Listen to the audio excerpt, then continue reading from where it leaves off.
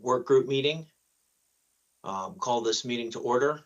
Before we get started, wanted to discuss a couple of things regarding virtual meeting best practices. One, we think it would be helpful if for the duration of the work group meeting, if all participants would keep their cameras on so that even though we are conducting this meeting remotely via video teleconferencing technology, we could still have something akin to an in-person meeting, being able to see each other during the meeting. And then second, for those who are not speaking, if they could perhaps remember to keep their microphones on mute to avoid background noise that sometimes interferes with those that are talking.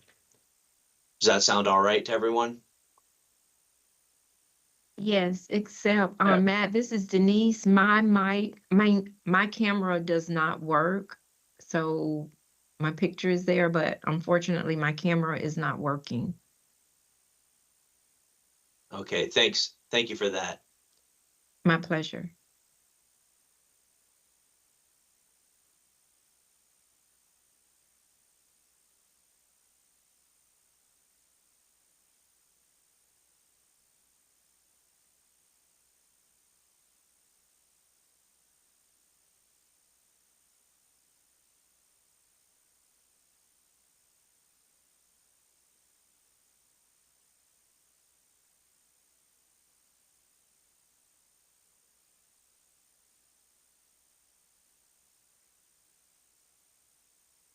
All right, to reiterate, the purpose of the work group is to identify barriers to achievement for each section of the joint plan. 2, to define and assess performance indicators and expected outcomes for each section of the 2018 joint plan. 3, agree on the data elements and format required to monitor progress and compliance. And 4, report status on a biannual basis. With those purposes in mind, we can move on to the second section of today's agenda, which is the district's presentation on documents that were provided regarding Section 2, mentoring of new teachers and instructional staff. And so with that, I'll turn it over to Dr. Shafty. All right, so I'll turn it over to Dr. Shafty. We just want to remind everyone she actually is the one who leads this work. So she's also a member on this committee, but this is actually one of her areas of responsibility. So she put together what I believe is a very thorough presentation. We use the word exhibits, just trying to norm to make sure it's comfortable for everybody. But as we discussed last week, we're looking forward to having a good conversation with the members of the work group in regards to the information. I think the structure that will follow is that Dr. Shafty will present the information. If we could, record or capture any questions we may have and hold them to the end, that probably would maximize the time we have available following Dr. Shafty's presentation. We'll receive those questions. I think that'll help us stay on task. And just to reiterate what Matt said, if we can keep our cameras on, we would appreciate that. But I'll turn it over to Dr. Shafty. She'll be sharing her screen on her laptop and speaking through the camera on in the conference room. Can everyone see the screen? Yes. Okay. So I will minimize us so you don't see yourself twice on the screen. And I'll walk you through the format of how we compiled this information and shared it with the team. So we are in section 2, which is mentoring of new teachers and instructional staff. We included the specific language from the 2018 joint plan.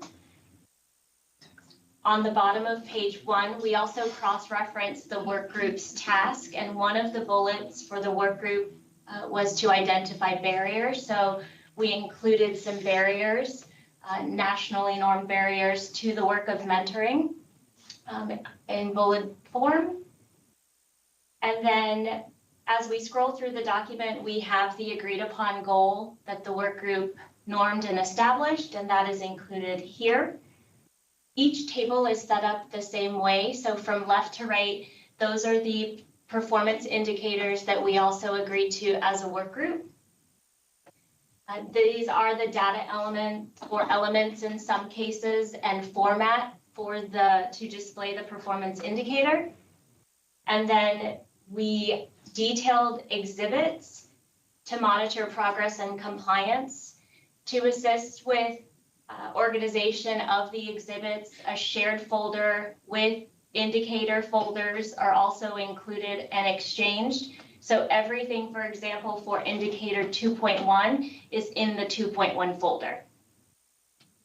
And then we also included rationale and expected outcomes, again, from the Judge Williams and her approved order of the Joint Plan Work Group. So I'll progress through the table for each indicator. I believe we have 8 of them for this section. Talk you through a little bit of the background information for why the exhibits were selected and included, as well as the rationale, which includes information about our way of work, which may be helpful for those who are not necessarily embedded in the day-to-day work of mentoring. So 2.1 is the formal mentor program. It's organized, operated, and monitored by the district through professional learning specialists. The request was the formal mentor program will be provided to the work group. When we look at our mentor program, we have various groups captured under Team SDIRC, which is the acronym spelled out in the final column of this document: teachers excelling and achieving through mentoring. Mentoring happens for our new and novice educators through 3 pathways. First is new to the profession, which is the large umbrella. Second is a state-approved option called the Professional Learning Certification Program, or PLCP, which is a state-approved route that we seek and will continue to seek because it provides a cost-effective option for teachers other than going to an external course and paying by credit. And then we also have district certification, which offers a pathway for our career and technical education teachers. So the 3 exhibits for the formal mentor program are this year's manual, new teacher induction manual. As requested, the PDF of the manual is included in folder 2.1. Mentoring is also a system of support, meaning we have one district level person who her name is identified on here, Teresa or Terry Beckham. And part of the system of support is that each school has an administrator who supports our new teachers. So we also included an example beginning of the year communication to one of our administrators, because our administrators know our teachers, their new teachers, and the best pairings. So all of that is very important in supporting our schools and our leaders to select the best fit mentors. And then we also included the agenda for each of those meetings that were conducted and facilitated by Ms. Beckham in support of our school principals or APs, depending on the school. So that's a little bit of the flow of the table on bouncing back and forth between the 3rd and 4th columns, providing context to the programming that we offer as it pertains to mentoring, and then why we included some of the exhibits to be the collective piece of the monitoring. So there are very detailed narratives in that 4th column that are reflected in the exhibits. The agenda, for example, will include each of these bullets here that were discussed at each unique school with each unique Team SDIRC administrator. There was a second request or data element to this indicator, and that is that the district's professional learning specialists will adhere to all professional responsibilities. Part of the exhibits here is I pulled that specific district person's job description. That person is evaluated by myself through an initial goal setting, and then we identified where the specific responsibilities, not only of the mentoring program, but the professional learning certification program, fall within her scope of oversight, and then subsequently evaluated in accordance to the outcomes of her role. We also included that that person is the Florida Department of Education's PLCP program coordinator contact. It's important to know that districts have to approve that, submit a plan to the state, and they have to approve it in order to implement an alt-cert or an alternative certification pathway. So we included evidence of that sustained practice. The professional learning specialist also signed an assurance form, as we discussed in previous meetings, that she acknowledges that she will maintain the expectations associated with her role. And then we have PLCP cohorts in existence at least since 2018, 2019, where the state approved our standards detail responses. And then we also provided spreadsheets of the cohorts that have been in place for that length of time, so that we can demonstrate that continued expectation to provide an alternative certification pathway to our newest employees. Indicator 2.2 is each newly hired or newly assigned teacher and instructional staff member shall be enrolled in the mentoring program, which shall run the first 3 years of their employment. We went back historically and provided a spreadsheet that tracks all newly hired as defined as 3 years of educational experience or less, and included their mentor in each of those spreadsheets. And then it does show that they are automatically enrolled in the program. We also keep track of, more than likely in the past couple years, the percentage of teachers on a temporary certificate have increased quite dramatically. When teachers enter our profession on a temporary certificate, there's a mentorship component, but there is also a compliance component. And the compliance component is the Florida Statement of Status of Eligibility. So to help build a contextual background, an example of a current employee's SOE is included so that you could see the mentorship component of the day-to-day, as well as the certification expectations that the new hire will be expected to satisfy within the time period of eligibility on that particular document. We keep track of how many of our staff and employees have an SOE, because if that expires, we run the risk of not continuing their employment based on state expectations that we must adhere to. So we did include an actual employee's SOE in there, so you could see the level of testing, the level of coursework that is required by the state of Florida.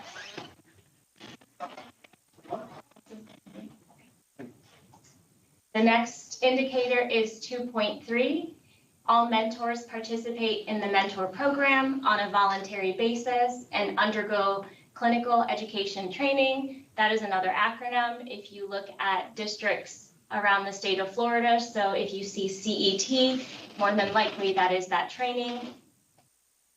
Clinical education is defined by the state based on the statute that's referenced in the 4th column. Also, our PLCP program requires that a mentor in that program have demonstrated expectation of completion of CET. We have remained consistent in that approach, and we require all of our mentors to have that training. So included in the exhibits here are the presentation for ClinEd training that we deliver. The state did require the district professional learning specialist to attend a training academy for ClinEd, and part of the sign-off completion or procedures for that academy was a review of that presentation to ensure that it met all 4 prongs of what CET requires by the state of Florida. So the presentation is included. The training flyer that we distribute to our schools and teachers is also included. We have a current cohort right now, and that roster for fall of 2024 is included. And then we also have spreadsheet of all CET teachers in the district. And then the last is how we keep track of clinical educator trained counts by location. It's important for us that we match the percentage of new teachers on a campus to the percentage of clin ed trained mentors that can serve in that role. So those are the exhibits for that one. Indicator 2.4, each new African American teacher and instructional staff has a personalized mentoring plan that identifies obstacles, concerns, and adverse conditions they experience with clearly defined steps to address those obstacles, concerns, and adverse conditions. We went back and we have a new teacher needs assessment survey. The results, the spreadsheet, and the results of each quarter survey. We do implement a survey each quarter, so we have 4 of them in the academic year. Each of the survey results are included in the exhibits by quarter, as well as mentor logs. The district contact also holds one-on-one meetings for anyone based on our state-approved plan in the ALT-CERT or the PLCP program, and her meeting notes are included here as well as part of the exhibits.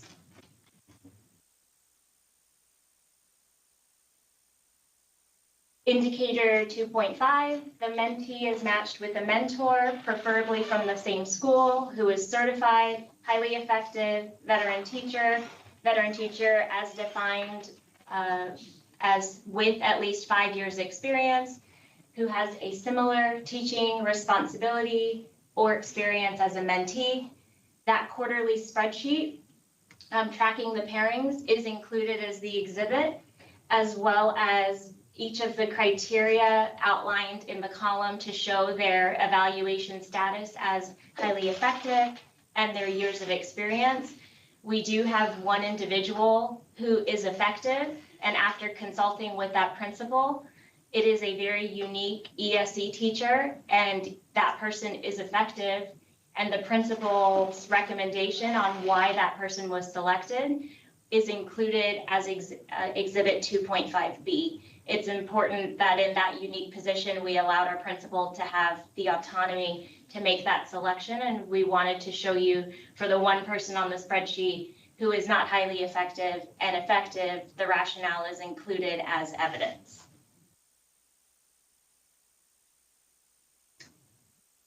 Indicator 2.6, each school has a professional learning council representative.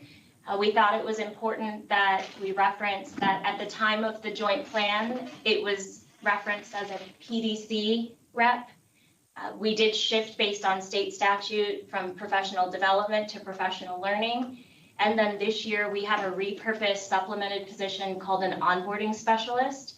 So we made note of that the onboarding specialist has some of the responsibilities that the PLC rep previously had, along with others pertaining to mentoring. So we just made note that when you see onboarding specialist moving forward, that equates to the PDC or the PLC representative. There are also multiple indicators that were requested for that one, 2 of them. The first is a spreadsheet by location that indicates the team SDIRC administrator, who in all of our instances is a current principal or assistant principal of the school.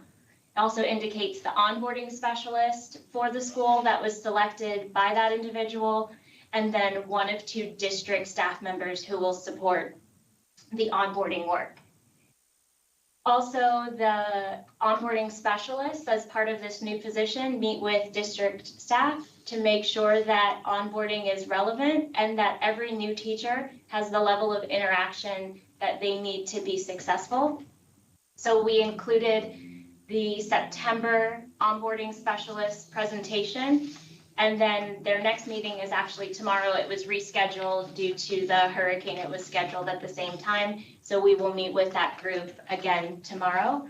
They have done really great work with school-specific mentoring plans that identifies the system of support at the schools that they would go to if they need specific things, such as is your yearbook coordinator, who do you go to if you need supports for students regarding behavior, and that individual on their campus, their photo will be there, as well as contact information and a little bit of a narrative on who they are and how they can support a teacher on the campus as well through their lens of expertise.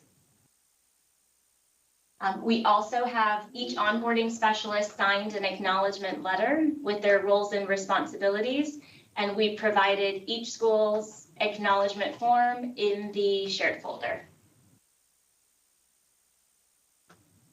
Indicator 2.7, the district publicizes policy statements, guidelines, and support materials that promote an effective mentoring program. Jody, I know that you mentioned links were a little bit challenging. So for this one, because the indicator said publicized, we did include links, but we made note that if any compatibility issues came up, we would download the pages as PDFs or documents if needed. We would lose some of the functionality of a web page printing to a PDF, but I just wanted to make note that after reviewing this specific indicator, to make sure that we could show that it was publicized, the live links are included within the exhibits. And then we also have board policy 3242 is professional learning, which references the expectations for mentoring specifically through the lens of alternative certification or that PLCP program. Sorry. And then we do have one more.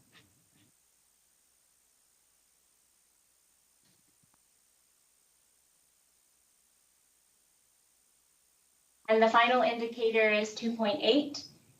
The renewal rate of African American teachers and instructional staff in the mentoring program shall not be less than 80% of the renewal rate of their white counterparts. We did work with our HR staff and defined renewal rate as measured by the percent of employees whose contract was renewed for the following year.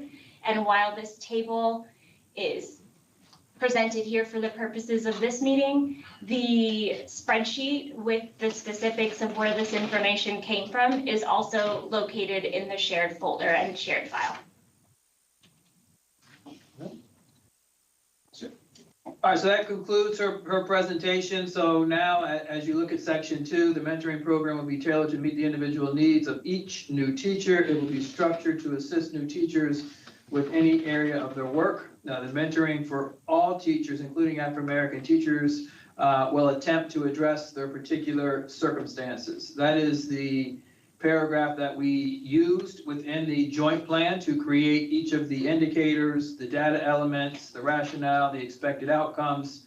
I think as I read from that, that really kind of captures the expected outcomes for me.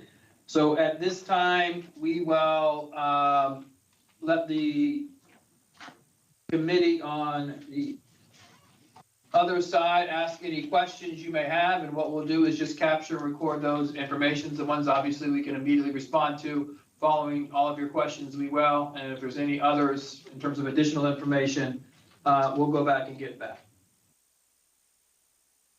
So Tony, Kevin, anybody from the committee have any feedback? Can Sean? you hear me? Yes, sir. Can you hear? We can't see your mouth moving, but we can definitely hear you. I'm Okay, frozen again. No, now you're good. Now you're good. Okay, I apologize. Yeah. My glasses don't work too well, so I have to squint at this screen, so I'm getting close. Okay. She was talking about the renewal rate. Could you explain that renewal rate again? I kind of lost it there. Renewal rate of African American teachers is the percentage of what? Did you stop sharing? Yes. Okay, May all I right. share? Yeah, reshare just so we can.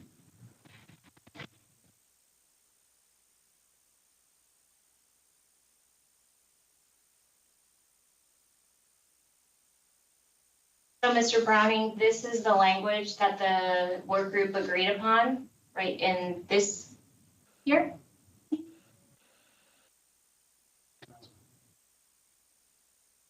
then renewal rate is defined as, or measured by the percent of employees whose contract was renewed for the following year.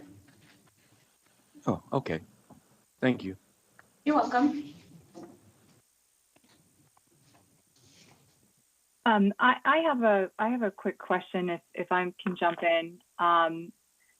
Dr. Shafty, thank you very much for your presentation and putting this together. I did have a chance to look over some of the documents, and I had a question with regard to the PLCP cohort that you mentioned under 2.1. So you provided data with regard to the cohorts for 2021 through 2024. In those, I believe they're Excel spreadsheet or converted from Excel spreadsheet. They're rainbow colored. Is the mentor program specific to the PLCP cohorts? Is that different from the mentor program that's offered to regular licensed new teachers? Or are they all under the same? Could you just explain the difference to the extent that there is one? Because I see that they're kind of, the data is separated out. So is there a difference in those mentor programs, or are they the same? The mentor program, if you think of new teacher induction, that'll be your major umbrella.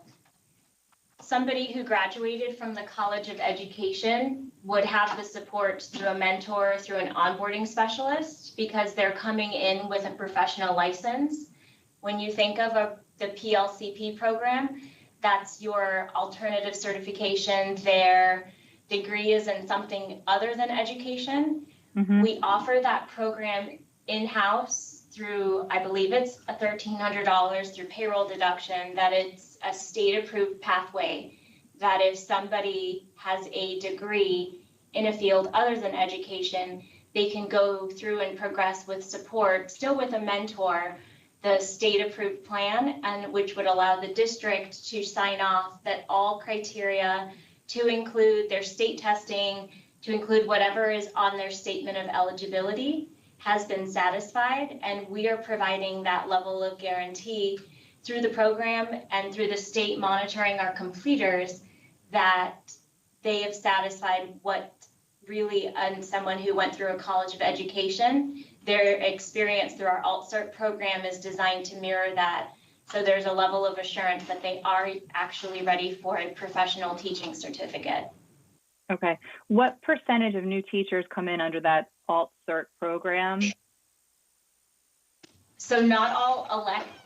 I think I have to understand your question. So some will choose to go to our local college. Some will choose to do different coursework. So are you wanting to know what percentage of our new teachers are in PLCP, or how many of our teachers seek alt-cert? You got it. You got it. The first question. I will look that up and I'll let you know. Okay. If I can just add to this, just a little bit of a good example to someone who might come in under an alt certification. Alternative certification might be someone who is applying for a vocational position. Let's say mechanics, our mechanic program, for example.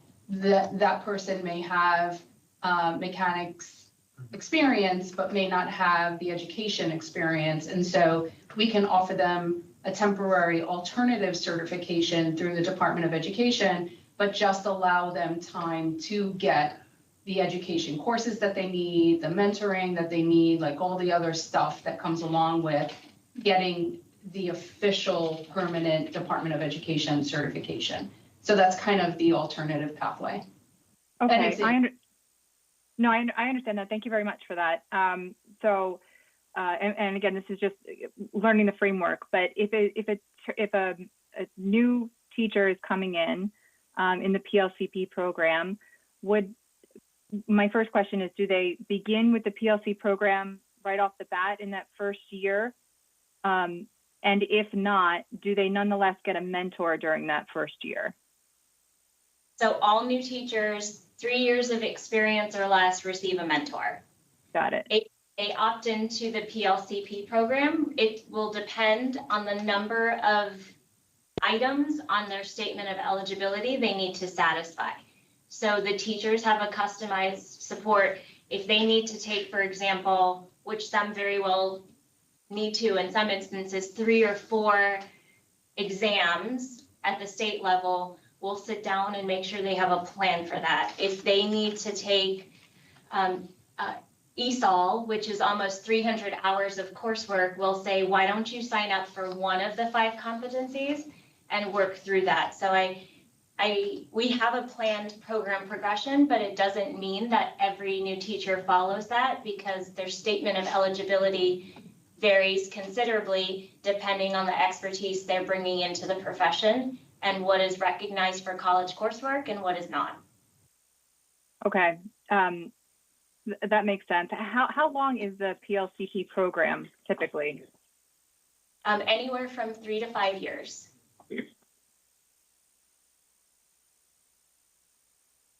Okay, because I did see in the cohort information and the Excels, I don't think I'm able to share, but it does say, you know, begins 2021, expected completion was usually within a year. Is that specific as it relates to the mentor piece of that program, or am I just misunderstanding the way that data is? So for example, if you look at 2.1-G,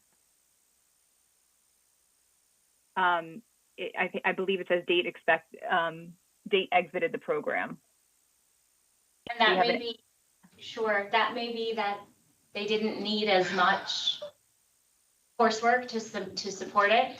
So if somebody, for example, if a 3rd grade teacher, we just hired somebody on and they are electing to go the professional learning certification program, they have to take and pass a general knowledge test, a subject area exam. They have 300 hours of ESOL. They have reading coursework that now they have to complete, and then they have just a training or a progression of demonstration of classroom management and learning environment and all of these components of our state plan that they have to demonstrate through practice that they can fulfill classroom management. Everyone's so unique that if somebody really, really wanted to, I have no doubt that if time allowed and they were able to balance that first year of teaching with the criteria of the program, there's nothing that stops them from completing it in a year. We just don't typically see that. They need the summer months, they need to pace themselves in coursework to be able to balance the day-to-day of teaching and then almost a full course load of tests and learning. Okay. Thank you for that. I don't want to monopolize the floor. If anybody has any questions, jump in, but I just had a list from our discussions that I can keep, ticking away at, but feel free to interrupt me. Thank you. Any work group, anything? Mr. Seymour, anything to add? NAACP work group side, anything to add? Yeah, I have a couple more. Kevin, do you have something? Matt? I could come back to it, but when we were talking about that renewal rate, I think you have the backup information on that. So if you have a list of 80 Black teachers, then you would have the names of those who were non-renewed, so we can see that non-renewal rate rather than a percentage, right? I think we talked about that. I don't know how It's in the shared folder. Thank you. You mean the list is in the shared folder, right? Mm-hmm. Okay, thank you. And Dr. Shafi, for some of these indicators, like for example, 2.4, 2.5, you have provided us the data for 2024, for example. Do you have the data for these same folders going back to 2018? Matt? Is Matt there? Can he hear me? Sorry, I don't mean to interrupt. Matt? Yes, ma'am. Hi, can you do me a favor? I don't mean to interrupt. Can you please clarify the role of the work group and the role of the attorneys so that we're all on the same page, please? Yeah, this is something I tried to address previously, and my hope is we could implement it starting today, and that is using this time to answer any questions that the work group members might have, in as much as they're the ones that are gonna be tasked with evaluating progress and compliance. And I know Dr. Moore opened it up to the folks on our side, but I feel like they're probably fairly comfortable with this information. So we'd really like to use this time to respond to any questions that the NAACP members of the work group might have regarding this information, so that hopefully we can get it before the work group as a whole for evaluation shortly. So these Okay, are well, let me just say that first of all, if that's going to be the case, then our meetings in advance where we discuss and come up with a list of questions that I maintain, I will make sure that we provide that to one of the work group members, because we go over this in advance, and there's no reason that I can't ask questions for the collective on our side. If that was going to be the case and you don't want to hear me asking the questions, I wish you would have shared that with us in advance. I don't really see what's wrong with me speaking on behalf of our group, but we noted that that's your preference, and yeah. Jody, These if are the I may questions of the work interject, group. as the president, I don't think it's be holding to their work group to define how we do our jobs. As Jody was saying, we have our conversations. It matters not from our perspective. We've not interfered with Shafty or anyone else on your team, on that team, Matt, asking questions, doing any talking. Why all of a sudden, after all of this time, it has to be defined by, in my group, who speaks. If we have authorized Jody, Christina, Adrian to speak, then they speak. Nobody on that side can tell us who speaks for the NAACP portion of the work group.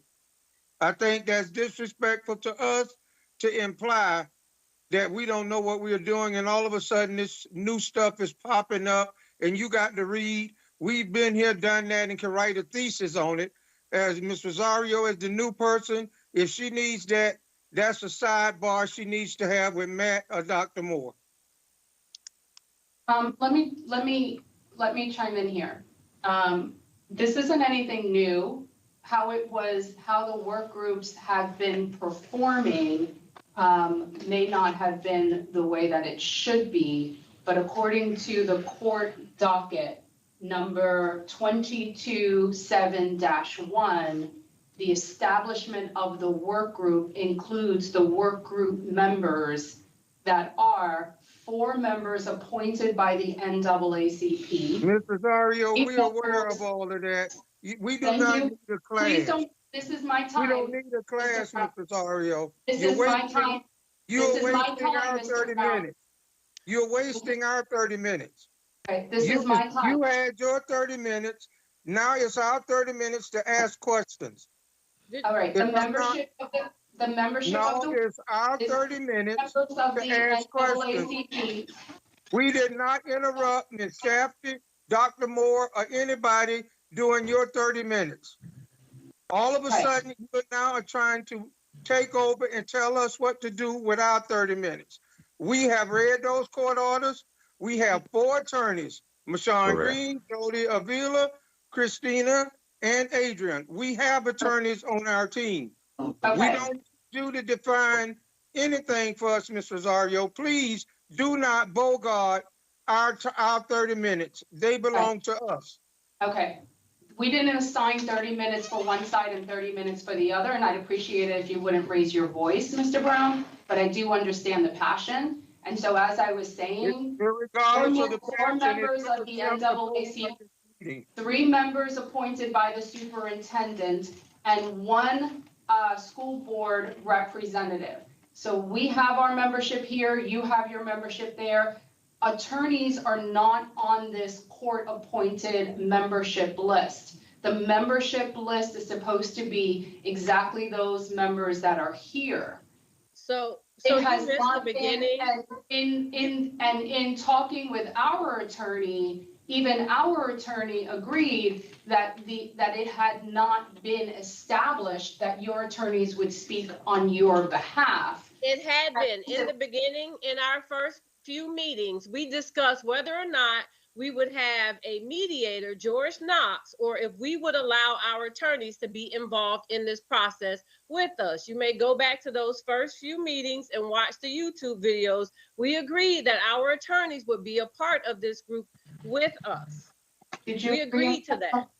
And while we welcome you to be a part of this meeting, Ms. Rosario, it is giving off that you joined with bad faith, with the intention to be disruptive.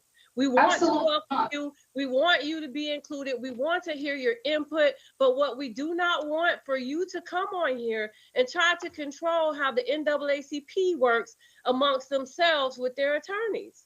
We're just trying to make progress. That's all. We want progress for the kids. We're not here to bicker. We're not here to disagree. We just want progress. And Jody was just asking to understand because we had already had questions about certain things. We discussed them and we decided that we would allow her to ask the questions for us. And if more questions came up, then we would say something if we had additional questions that we had not already recorded. Matt? But we don't want any contention, guys. Like we want to coexist and to actually make progress for the kids because it's not important. Like what we're talking about now is really not important. What's important is making progress for these children.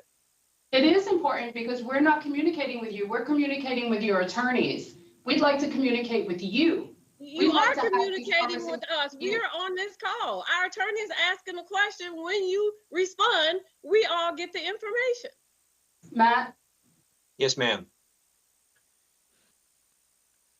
Were you aware of this? Aware of what, ma'am? The agreement that their attorneys would speak on their behalf? We did not say that they would be the only ones speaking on our behalf, but we agreed initially that our attorneys would be involved in this process, which is why they are all in these meetings. And they have been in these meetings. Let me just say this has been our course of dealing for the past 2 years. We've always engaged collectively. We've always spoken collectively. There's never been an issue raised previously. This is the first time any objection has been raised for the attorney for the NAACP would engage in the conversation and ask questions on behalf of her client. That I understand you are objecting to it now. Apparently the district is objecting to it now. If you're all taking that position, we'll have to come back to you on that because that is not our course of dealing. That's not the way that we've done this previously. That's not our interpretation of the court order. And so if this is going to be an issue and you're going to try to censor or prevent us from speaking, then we'll have to take this to the court because we have to be able to be free as the attorneys for the NAACP to engage in conversation, to find out more information, to request more information on behalf of our client. This is honestly the first time I've ever heard of such an objection being raised. Well, it's not so much an objection, but a concern because the work group is indeed defined and the attorneys are not a part of the work group. Right, but the attorneys are obviously a part of this litigation, and actually in court, it's the attorneys who continue to be the mouthpiece and the voice of the people who we represent, just as Matt is to you. And it's just very surprising that you raise this concern now because the first 30 minutes of this call, Dr. Shafty, I would say, is trying to be transparent with us. And having this censorship at the stage where we're trying to ask questions runs counter to that transparency. So I think. Now, I think you're mixing items. Dr. Shafty speaking she's a member of the work group. So she is required to provide exactly what she's providing. And there's no censorship here. It's a level of clarity that Matt was supposed to express this to you all last week. If he didn't do that, I'd like for him to speak up as our attorney because this entire team here, we were all on the same page. Matt, would you like to chime in, please, on behalf of your clients? Yeah, just briefly. Look, we're trying to get back to there being a distinction between the litigation and the work group because there has not been. that's not anyone's fault, but it's where we are. And so the fact, I want to take a little bit of an objection, to use your phrase, to the phrase censorship. No one's censoring anybody. What we're looking to do is return the work group to the work group. And last week we had, or 2 weeks ago, we had words like discovery were being thrown around. This is not the litigation. I understand that the NAACP's membership, appointed membership to the work group, are the same folks that are representing it in the litigation. I understand that the attorneys that are assisting them through the work group process are the same attorneys that are representing them in the litigation. It's the same thing with us, right? Our 4 folks are the ones that are representing the district in litigation. They're also the appointed representatives of the work group. But the work group needs to operate as a work group. And the folks that are going to be tasked with this deciding yay or nay on the questions of compliance and progress need to be the ones participating in the question and answer period. That's our position. We were hoping to get back to that and let the attorneys kind of take a back seat to the work group members doing the work group's work. It's just I very think there were unusual plenty of because times we that- don't that- interfere with the way that you, Matt, interact with your clients. And by telling us that we're not allowed to ask questions, even though we've had conversations with our client and are just trying to make the limited time that we have very efficient, it does feel like a surprise. But I would actually like to get back to the substance, and I do have a question about the documents. I know, Matt, you sent those documents to us, attorney email to attorney email. I'll ask a question about those documents that we received.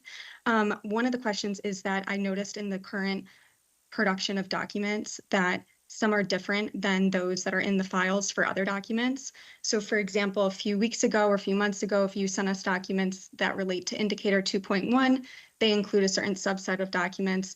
And then now we have documents that are in a folder for 2.1 that weren't raised in today's conversation and that aren't in those documents.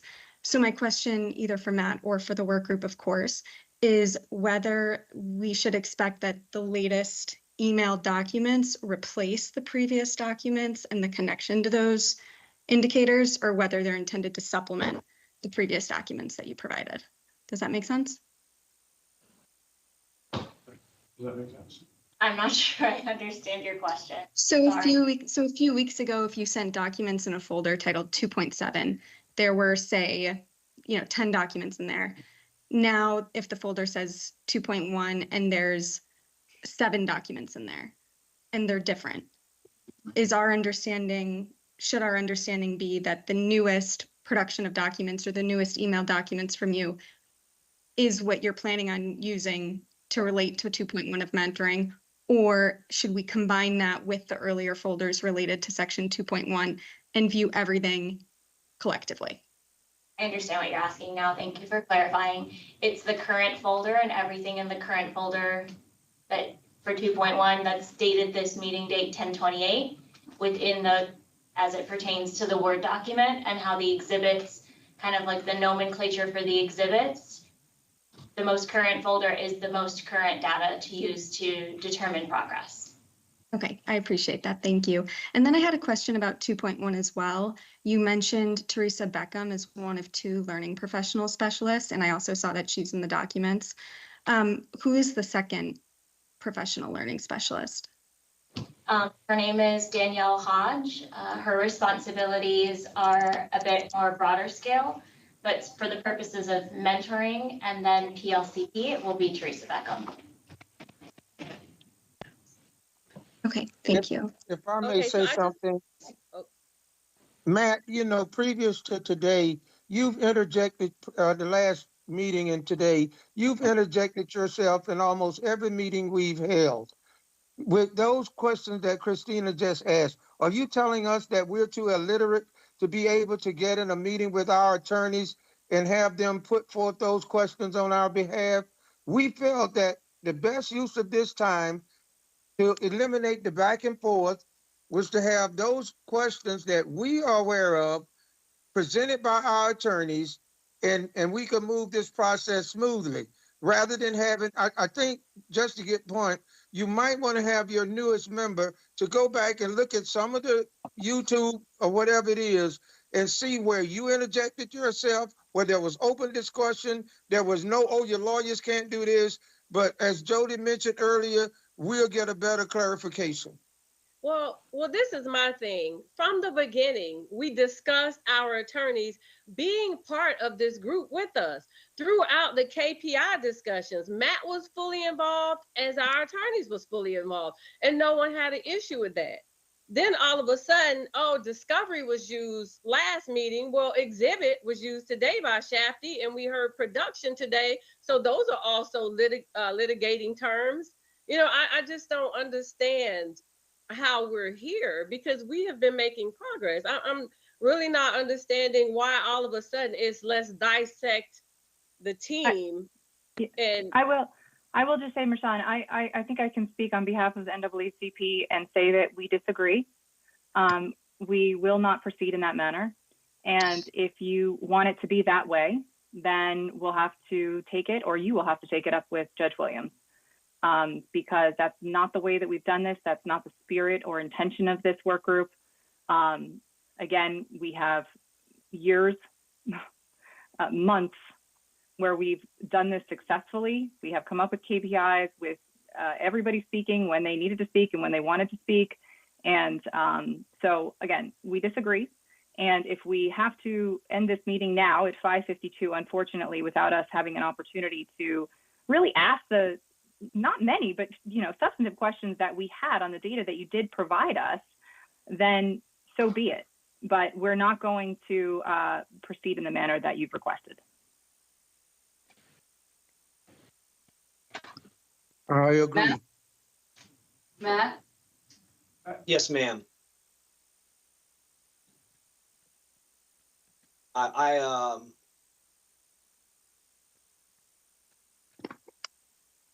I work hard You'll to be not. fine, Matt. You have November 19th, and Rosario will be off the group, and we can go back to successfully Okay. Listen, collaborating. I'm sorry. I would like to finish my thought, if I could. I try not to speak when I'm angry, and I'm very angry right now. Mr. Brown, your statement to me was uncalled for.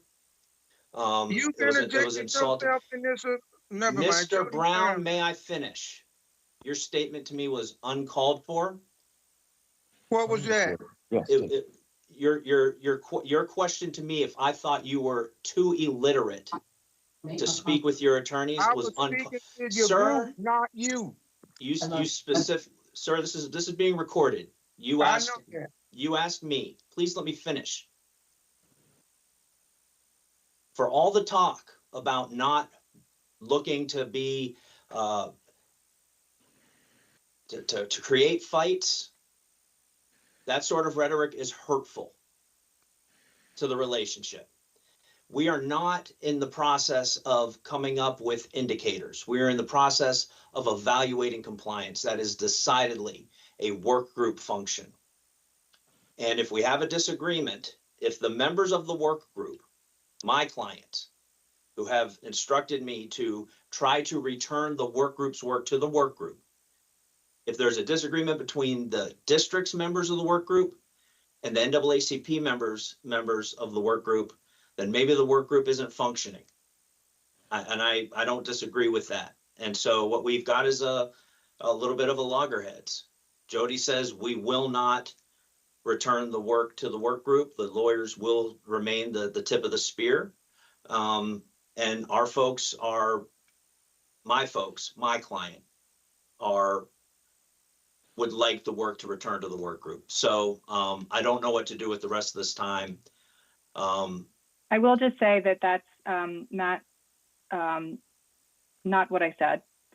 I said the work group has been functioning in this manner for the past 2 years and doing so effectively. So when you say return the work to the work group, I would disagree with your characterization of our work over the past 2 years. I will just say what we disagree with is the prohibition on NAACP lawyers asking questions during work group meetings. That is what I disagree with entirely. So let's just make sure the record is clear on our position. Sure. There wasn't a prohibition. There was never a mention of a prohibition, ever. The record will reflect. Thank you, Ms. Rosario. You're welcome. So I think the intent, after going through KPIs and everything else, really was to engage in conversation as a work group around evaluating progress. And I think we kind of got a little bit off the rails. If we could engage in a conversation around where we currently sit with each of these specific areas, I mean, it's straightforward, and I can speak for myself specifically. After spending 2 years of pain, sweating, dialogue by all parties involved to come up with the structure to get to the point where we can define access, to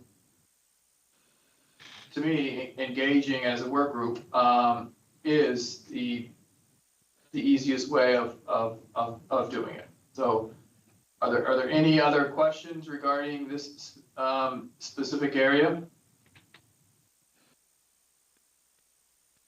Yes, many. We were trying to get through them. All right, go ahead.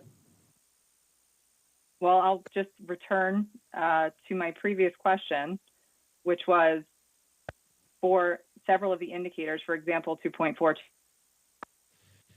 2.5 to 2024, 2023, 24. Do you have data going back to 2018? And if so, can you please provide it?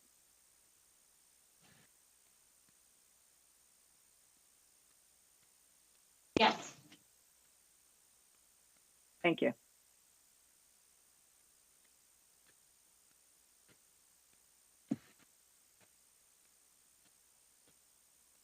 So unfortunately, we do have a hard stop at 6 o'clock. We have 2 minutes left. Do you want to discuss the next work group session, or do you want to propose dates and send us an email, Matt? So just to check calendars, we were thinking December 2nd would be a